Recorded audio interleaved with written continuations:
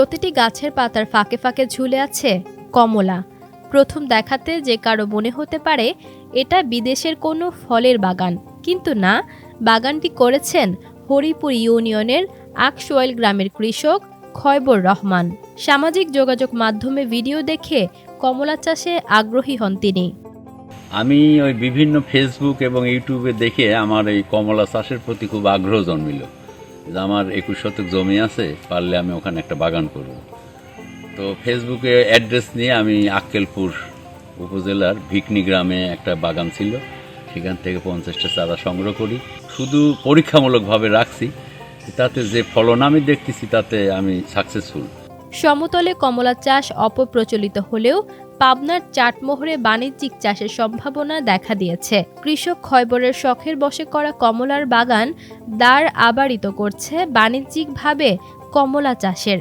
প্রথম বছরে আশানুরূপ ফল পাওয়ায় কৃষক যেমন দেখছে সফলতার স্বপ্ন, তেমনি কৃষি বিভাগও মনে করছেন কৃষক খয়বরের পথ ধরে কমলা চাষ বিস্তার ঘটবে। অনেক মানুষ এখানে আসছে এবং এটা খেয়ে দেখেও দেখা যাচ্ছে যে বাজারে যে আমাদের কমলা পাওয়া যায় সেটা স্বাদ এবং এটার স্বাদ একই রকম। এরপরও আমরা ওনাকে এই বিষয়ে কৃষককে পরামর্শ দিচ্ছি যাতে আরও ভালোভাবে হয়তো এটা কমার্শিয়াল পর্যায়ে নিয়ে যাওয়ার জন্য ওনার বাগানটাকে কিভাবে পরিচর্যা করে আমরা সেই লেভেলে পৌঁছতে পারি সেই বিষয়ে আমাদের উপসহকারী কৃষি অফিসারদের মাধ্যমে এরকম একজন উদ্যোগী কৃষকের মাধ্যমে আরও চাটমোহরে কমলার বাগানের এই বিস্তৃতি ঘটবে। টক মিষ্টি স্বাদের ফল কমলায় রয়েছে প্রচুর পরিমাণে ভিটামিন।